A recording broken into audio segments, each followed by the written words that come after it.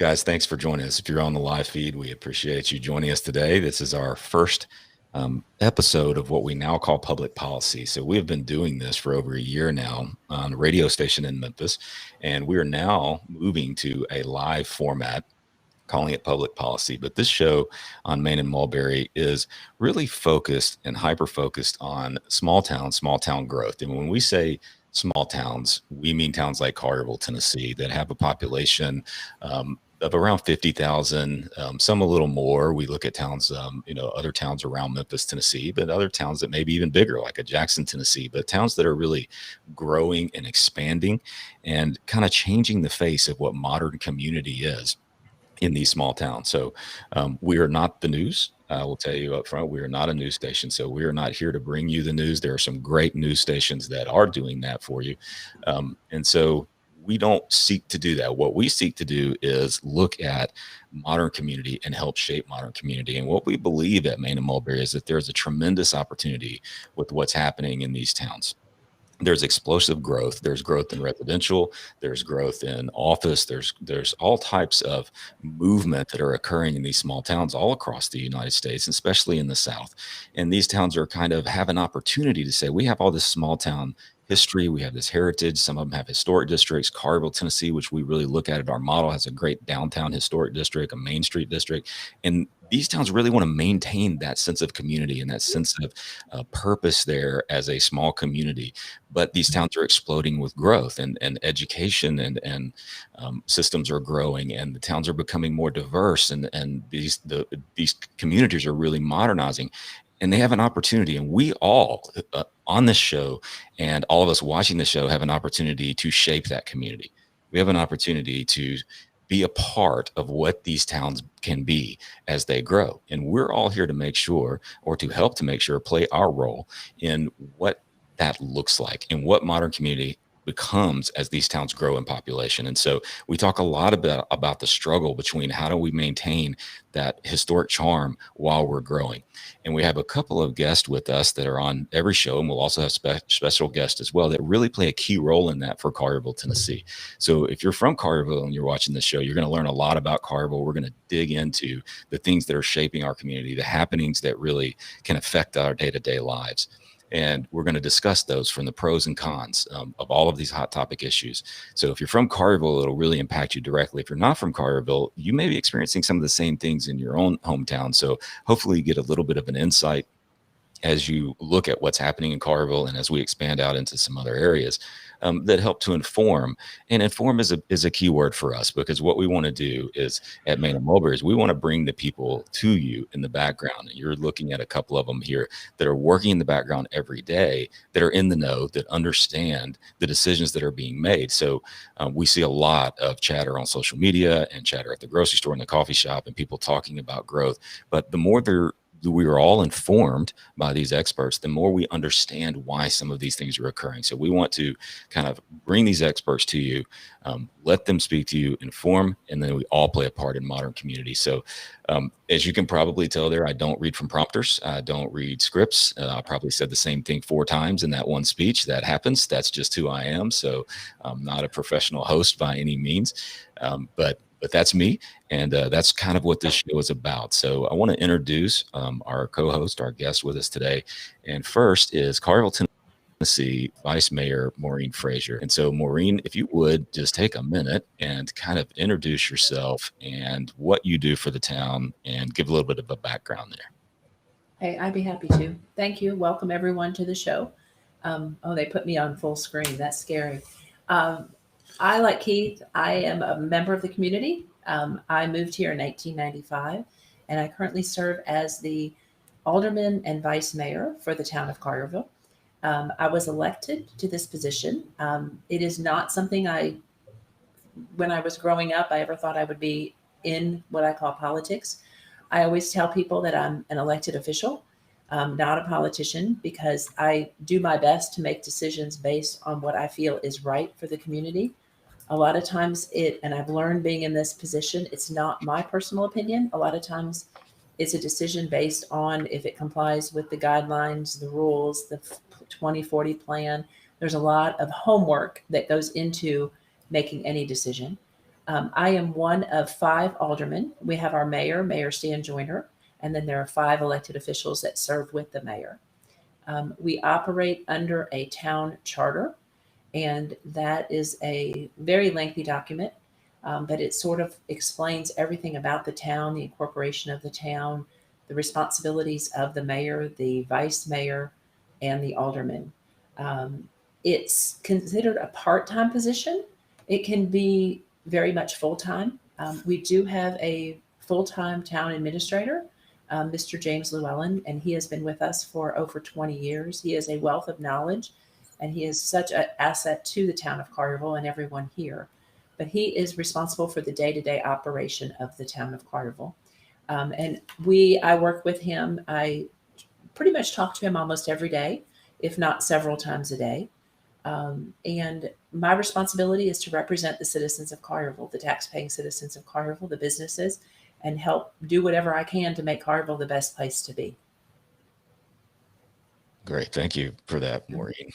And I'll also mention that, Maureen, like you mentioned there, being an alderman is a part-time job. It doesn't really pay a whole lot in a town like Collierville, Tennessee. So you do have a career as well, which in Collierville, very active as a real estate agent. I don't know, broker. I don't know exactly what your title is, but active in real estate in Collierville, right?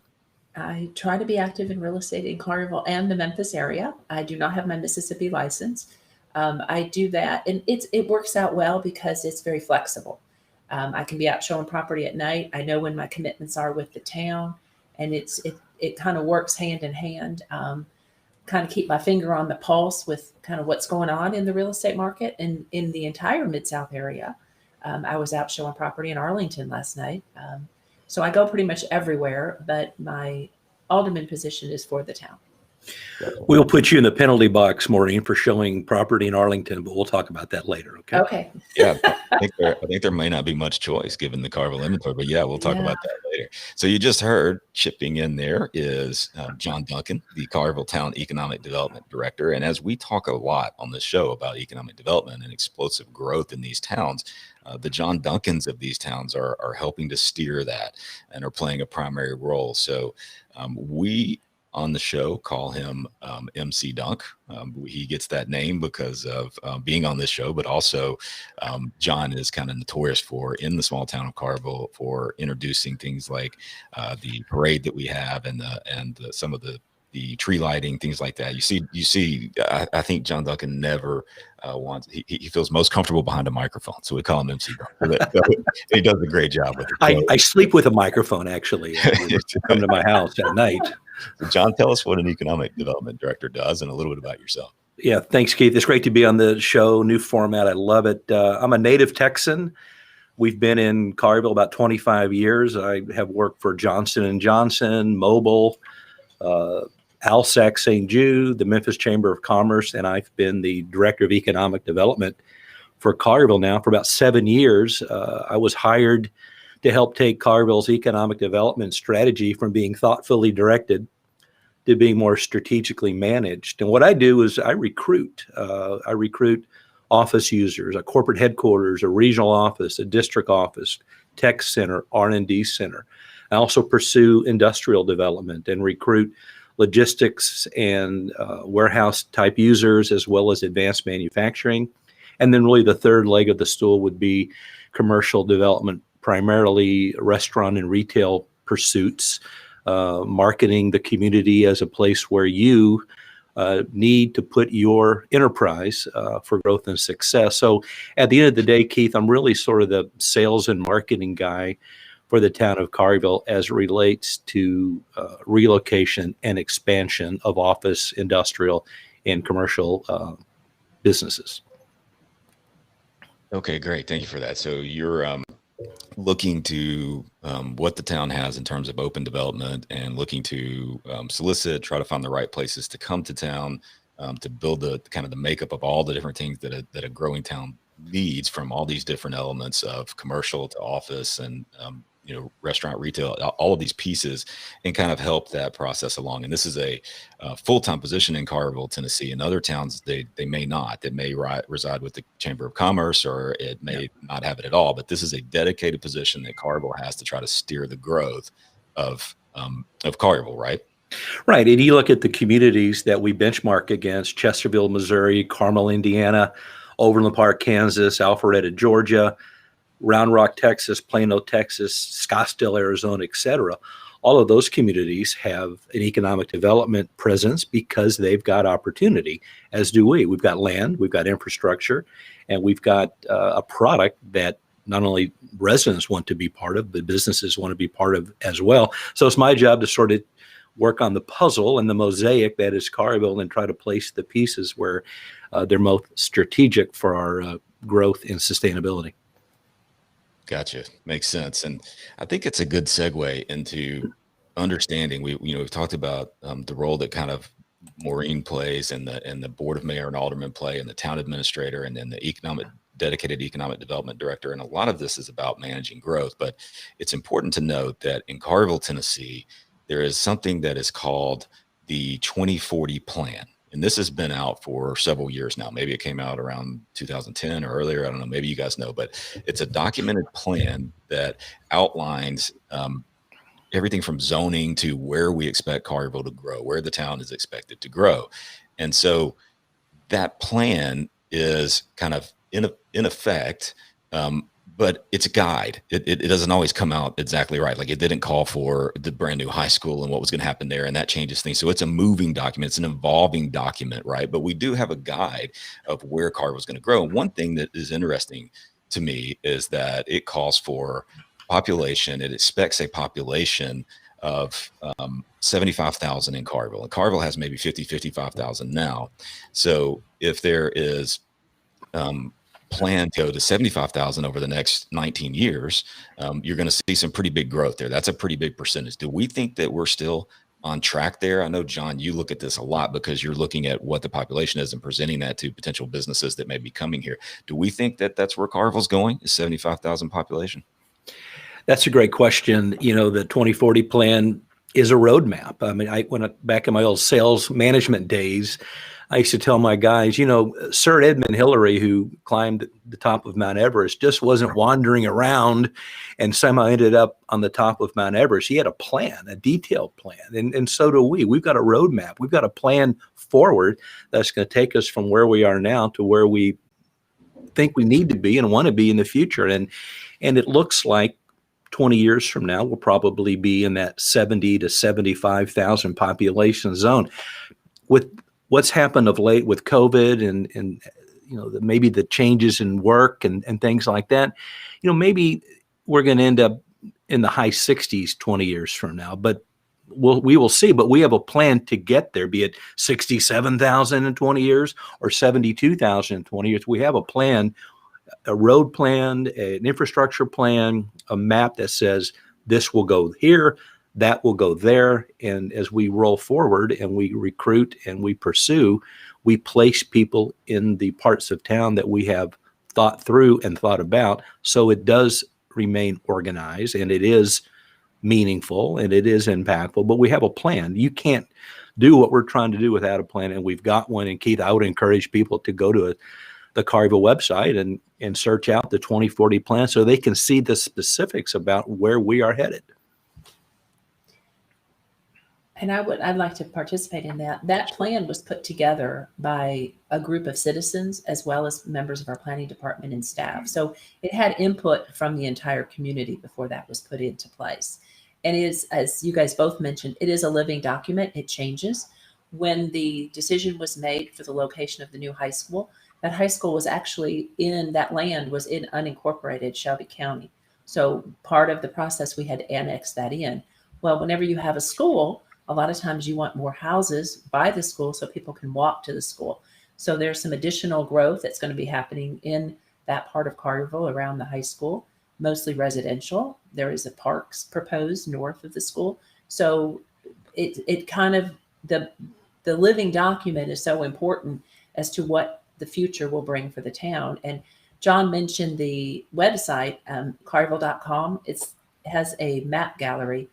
And there's links to so many different resources. Even when you're trash pickup, I would say that's probably the number one question I get during a holiday is, when's my trash going to be picked up? there's a lot of information on the town website, and I encourage people to go there, and you can see information about your elected officials, land use, traffic counts, the fire department information, all kinds of information. So that's the number one question you get is when's my During- trash going to be picked up? Only I during get the people asking. holidays. Well, I get people asking me, when are we going to get a Cracker Barrel? So Well, maybe I'll yeah. send the trash questions to me. I'll send the Cracker Barrel questions to you, Maria. How about only during the holiday when there's a vacation and people have so much extra trash. that? All So right. Okay. I'll help you out, John. Thank you. Oh, I'm one of those guys that have 2 trash cans just to make sure I pay for that second trash can, because I don't like my house to be trashy, right? I don't ever want to be thought of. So Well, Keith, I'm the guy that comes out my robe and goes next door and puts my trash in my neighbor's trash can. You're one of those. Run back into my house, and hopefully they don't see me. But yeah, I've been known to do that as well. Not in a robe. Just want to clarify that. Not to keep no robes for Keith. But yeah. So it's good information to know that we have a 2040 plan, and we talk about, like you say, it being a living document. And I think that's a big piece of really the understanding, especially when you go into COVID, because if it's not a living document, things like COVID are really going to throw it for a loop, right?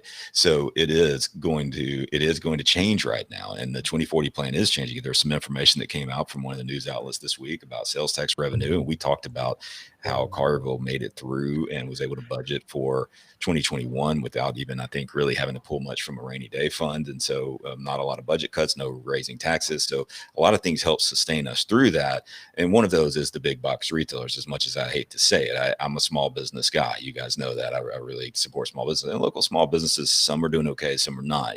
That's just the nature of it. But if you look at what's happened with the big box retailers that have been able to stay open because they're essential, and understanding that Collierville is in a unique position to have a couple of key ones, that's helped our sales tax revenue, right? John, can you speak to that a bit? no doubt, we talk all the time that Collierville's sort of at the crossroads of tradition and innovation. We've got FedEx World Technology Center, the town square. We've got the most sophisticated, largest high school in Tennessee, and some small boutique businesses in town and everything in between. And when you look at the big box retailers like a Walmart, a typical Walmart does about 80 million a year in sales. A typical Kroger does 40 something. We've got 2 Krogers. So we've got a Walmart, 2 Krogers, a Target, a Lowe's, and a Home Depot. All of those big box retailers do significant sales volumes, and during COVID remained open and thrived.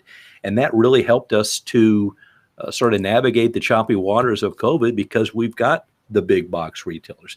Matched up against that, the chamber had a shop local program that really encouraged our residents to go to the square and to go to the small businesses and frequent the entrepreneurs that we have in town and help them. And many of them have thrived, and many of them have changed their business models to sort of keep moving forward. So the fact that we've got a diverse community as relates to the type of businesses here in the retail spectrum, that's really helped us navigate through this. A lot of towns don't have that.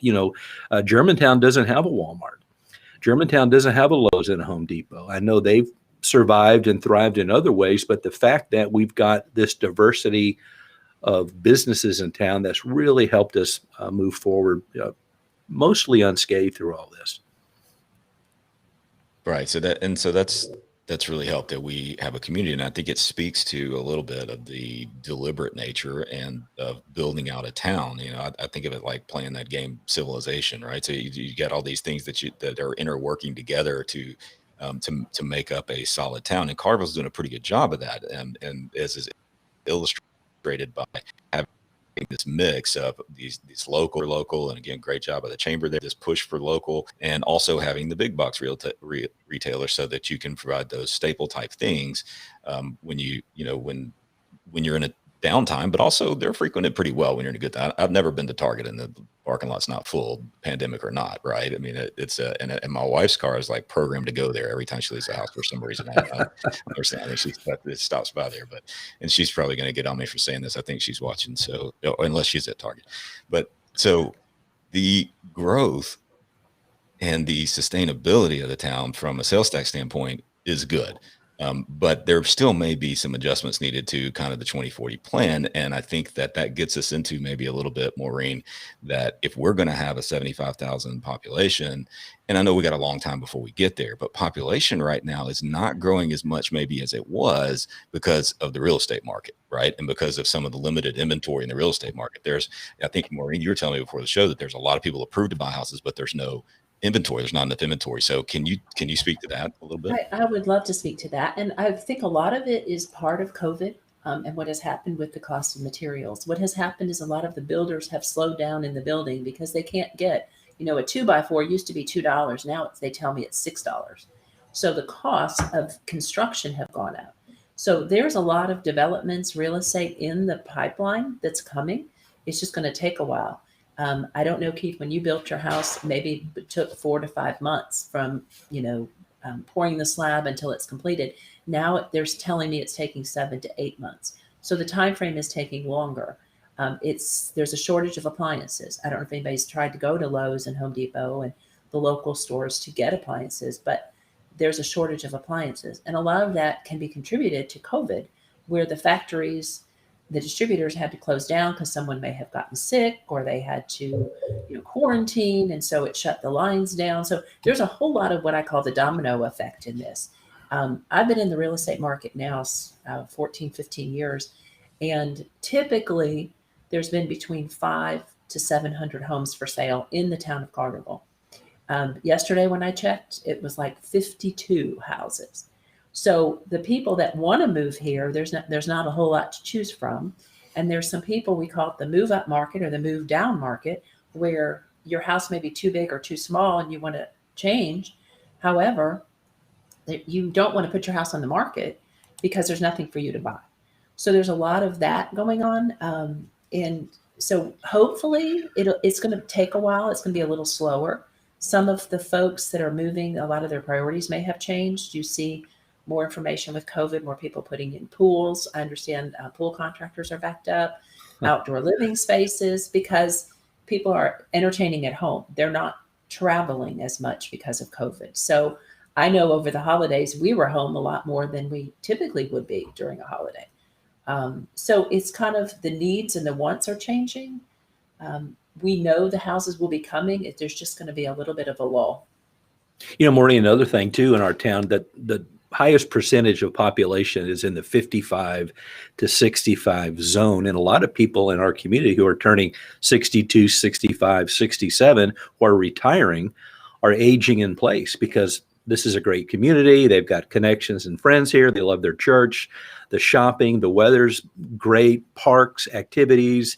A lot of people are aging in place and not leaving their homes and freeing up real estate for people like you to market. They're not going to Florida as much as they used to. They're not moving to Texas. They're staying here. In a lot of ways, places like Collierville are a quasi-retirement community. And that's keeping a hold down, if you will, on available real estate, right? Isn't that part of it as well? It definitely is. It is. We're seeing some assisted living facilities coming in. There's still some more apartment complexes that are coming, and that's always that is not a well thought of word on any of our shows in the past. And I'm sure we'll get there when we talk about apartments. And, but we have lots of different homes and different places for people to live, a whole variety of income levels. And we have something for everyone in Collierville. And there's more that will be coming. It's just right now, it's going to be we think it's going to be a tough year in real estate. It's a great market. There's just not much to sell. So what happens is when a house comes on the market, you could have multiple offers the first day. It's a great time to sell if you're thinking of moving and you have a place to go, because you could, top dollar. People are getting top dollar for their homes right now because of the inventory. So it could be, and I know we talked about the assisted living and some of the retirement places that are coming up in Collierville. There's been a lot of investment in the town in some of these places. So it sounds like that there could be an opportunity there with those coming up that if you are older, you are empty nester, or you're starting to get to kind of moving into the later stages of life, that you could sell your house right now at top dollar and move into one of those facilities, and that would free up some inventory, right? So I think maybe that's what some of these assisted living facilities that are coming in town are hoping for, right? They are, and I actually toured one, just a preliminary tour, the other day.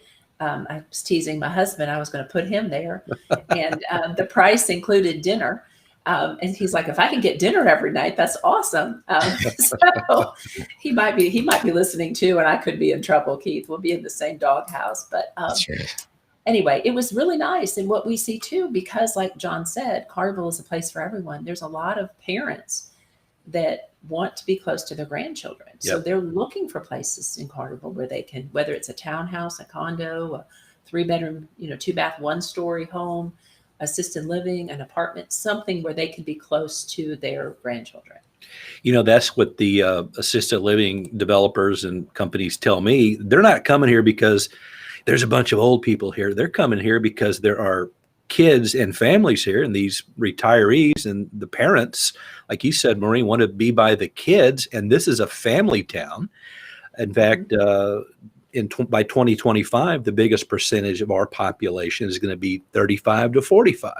So yeah, we're going to move to Collierville because the kids are there and the grandkids are there, and we want to be near them. So what drives the assisted living product and the retirees is proximity to their family, for sure.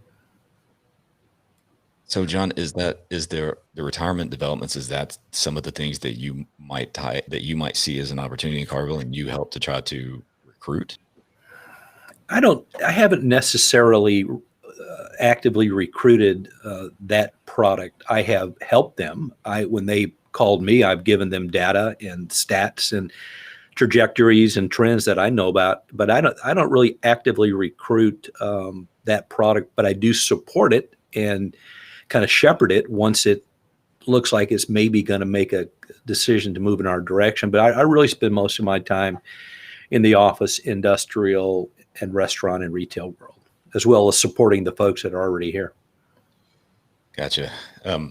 So let's talk about that. We've only got a few minutes left on the show. I don't want to go too long, and we've been pretty surface this show, I think, overall. But we do on this show, and we want everybody to know that we do get into some really hot topics, debatable topics, and growth is certainly one of them. Population is one of them. But we get into really more detail in terms of what's coming to town, what's the right things to come to town, if they should come to town.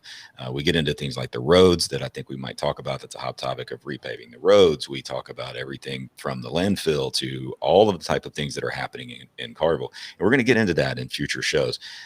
If we were to touch on one of them, I saw a little bit of a thread that came out this week that we put out on the Main and Mulberry website that was talking about what needs to happen. And John, you were telling us a couple of different things that need to happen in town for us to get the premium type retail, some of the Publix and some of the restaurants, things like that we see on social media all the time that people are asking. I think on Shop Collierville towards the end of the year, they put out, give us a list of what you would like to see come in Collierville. And so we know people want all these things coming in Collierville, but there's some key things that have to happen there. Well, when we put that out earlier this week, there was some comments on the show, a little bit of, hey, I don't think, and I'm paraphrasing, there were some comments to say, listen, I don't think we need a lot of new development in Collierville because we do have a lot of open area. And then when you talk about maybe Macy's news came out this week, we're going to have even more open area. What is your role, or what is the role of the town that can help to say we have existing places for businesses to go versus we want to break ground on new development areas? How does that fit? What do you think about that? And you guys can both feel free to chime in. I'll go to John first. Well, a couple things. We encourage strategic development, getting back to the 2040 plan. We have a plan forward that includes all types of development, to include restaurant, retail, commercial. We also have a tool. It's called a gap analysis. And based on your community, the growth trends, the affluence, the education, the spending habits, this tool will say, because of all of that, Collierville can support this many tire stores. Collierville can support this many high-end restaurants. Collierville can support this many grocery stores. And based on that, then I pivot and talk to these restaurants and retailers and say, based on our analytics, here's what we can support. So a lot of people will say, we've got too much development and too much already here. We don't need any more. The data says otherwise. And people might say, well, so-and-so closed down or so-and-so didn't make it. And oftentimes, Keith, I don't think that's really a function of a crowded marketplace as it is quality of service, quality of product, maybe things like that. Somebody told me the other day that COVID was the great accelerator. I go, what do you mean the great accelerator? Well, businesses that have been hurting, businesses that have been struggling, this simply pushed them over. But I would tell you, a town of our size and with our demographics and with our growth trends and our trajectory forward, we can and will continue to support strategic development. There's no doubt about it.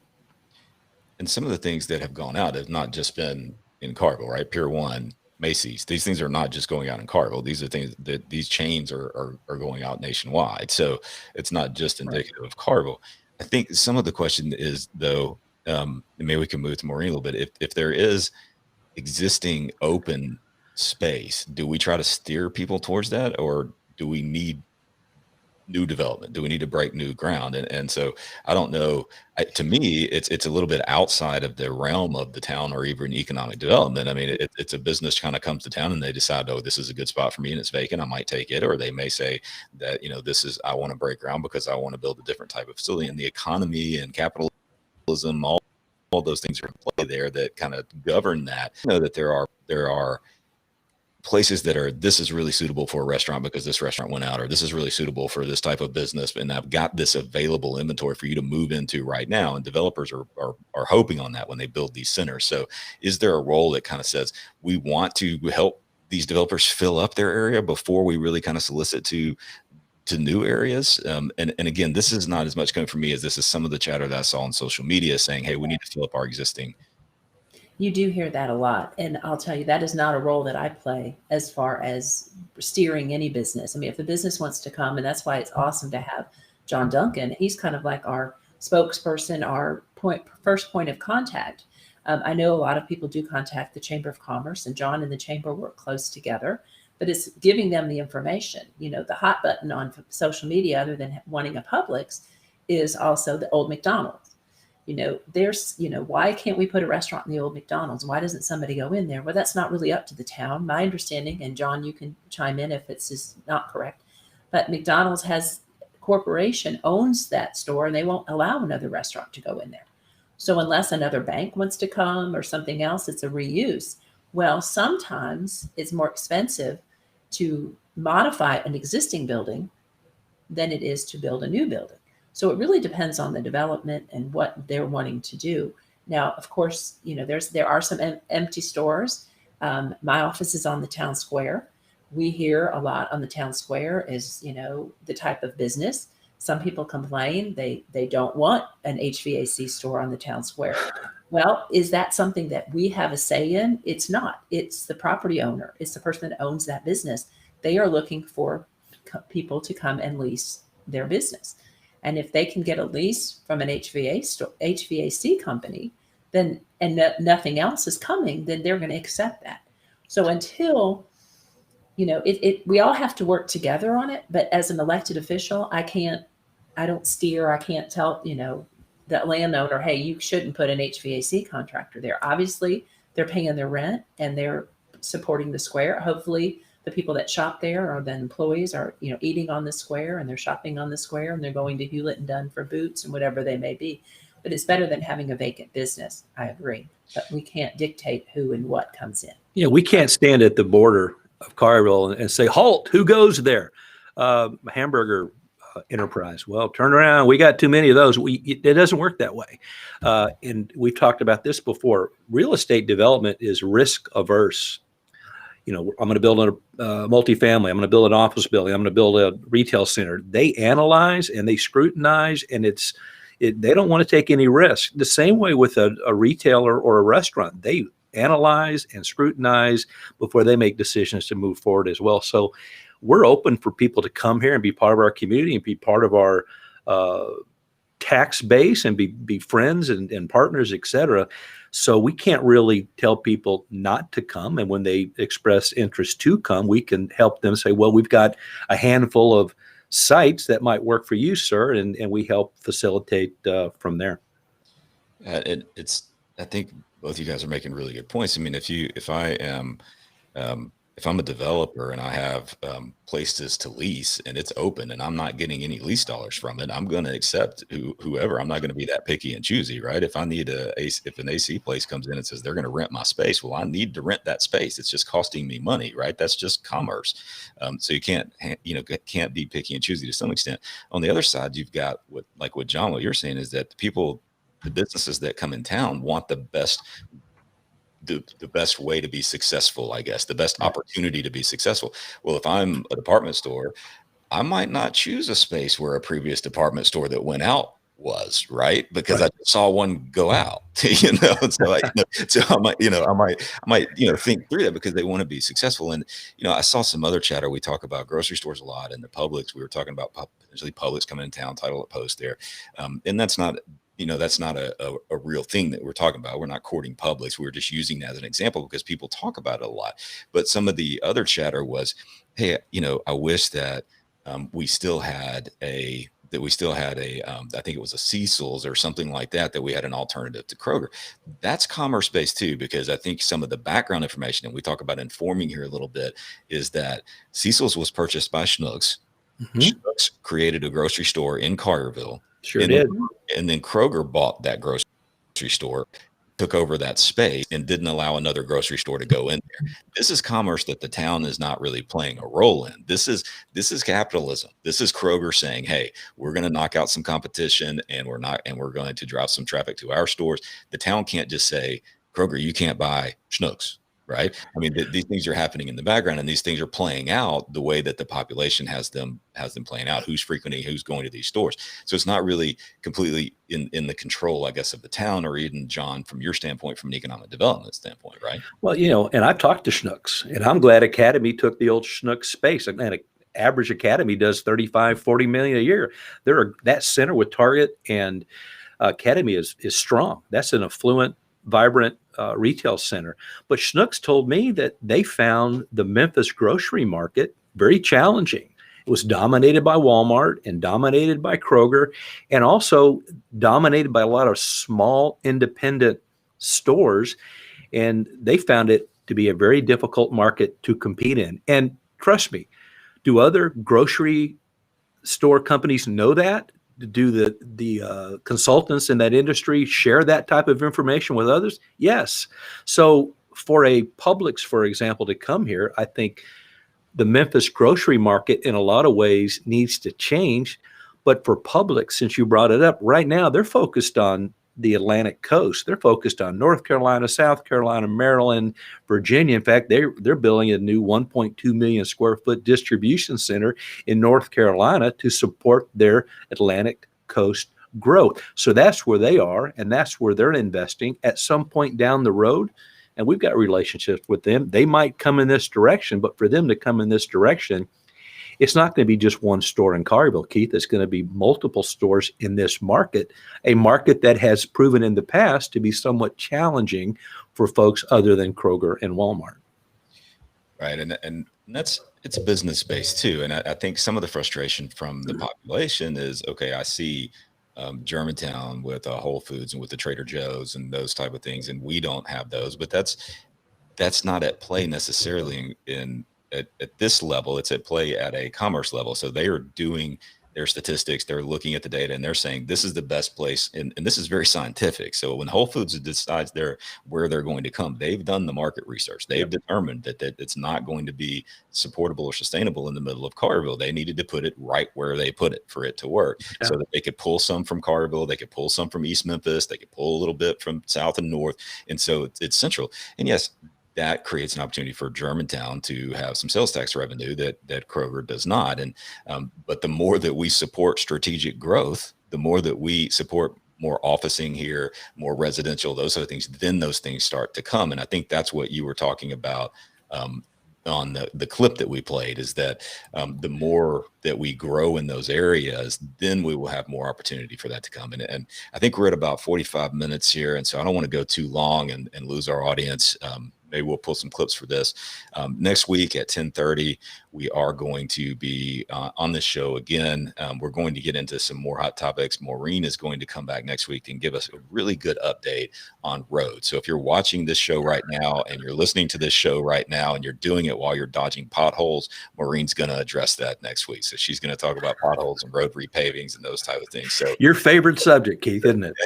Hey man, I drive a big truck and I get bounced around. So but there is the plan there too, and so I think that Maureen's going to address that. We're also going to talk about a topic that we addressed on the show a couple of weeks ago, which is the alcohol to food ratio, because there's a lot of chatter out there about wanting certain types of venues. The trends during the COVID is more outdoor type venues. That's going to be a big play of the makeup of some of these small towns and places where the younger demographic want to go and experience. And that might change our need for our alcohol to food ratio. So we're going to talk about that some. So we're going to really get into all the things that it takes to build a modern community. And I'll just say this for anyone that is listening to us, that is watching us, this content is free. So we're continuing to produce this content as long as we can for free to the public. We are sponsor supported, we're advertising supported, but the best thing that we can do that you can do to help to keep this free and to help to support us would be to sign up for our email newsletter. And so I'm putting on the screen here where to go to Main and Mulberry, sign up, /sign up, mainandmulberry.com. Of course, if you like us on Facebook at Main and Mulberry, if you follow us and subscribe on YouTube, those are important too. But the best thing that you can do to help keep this content free is to show our sponsors and to show our advertisers that you're engaged and that you want to see this content. And the best way to do that is signing up for our email. So we would ask you to do that. Again, that helps all of us around. So appreciate you guys being on. If there's any, I'll give you guys each just a second to close out this first show here. If there's anything you want to say to the listeners, then that'd be great. Maureen, we'll go to you first. I would just appreciate the opportunity, and I'm a resident of the community as well. And I live here, I work here. I'm no different. I always say I'm not anybody special. You'll see me out and about. If you see me, I'm very much approachable. I want the best for everyone in Collierville. And I try to work hard, and I appreciate the opportunity. And I always say, get educated. Social media has changed the way a lot of people do business. We did not have a public information department until, 5-7 years ago, that handles Facebook and social media. So that has changed a lot of what the town does in the communication. So stay informed. Don't believe everything you read, and ask questions. No doubt. Great. Thanks, Maureen. Yeah, Maureen, always enjoy being on the show with you. You're a great resource and advocate for our community. And I would echo what you just said. Be informed, investigate. I don't have all the answers, but I live this every day, and I'm knee deep in it, and I'm researching and investigating and inquiring. So I feel like I've got a pretty good handle on what's unfolding ahead and what we maybe need to be doing. But if you've got ideas or suggestions, I'm open. There's been a couple of restaurants I didn't know about until somebody told me about it. Then I researched and investigated and said, that would probably be a nice fit in our town, and off I go. So like Maureen said, let's be open-minded and communicate and inquire. And if we're all in this together, this will continue to be the premier community, not only in West Tennessee, but in the Mid-South region. And I'm proud, like Keith and Maureen, to be part of that. Thanks, John. Everybody that's watching, we appreciate it. To our first show here in the new format, we will see you next week.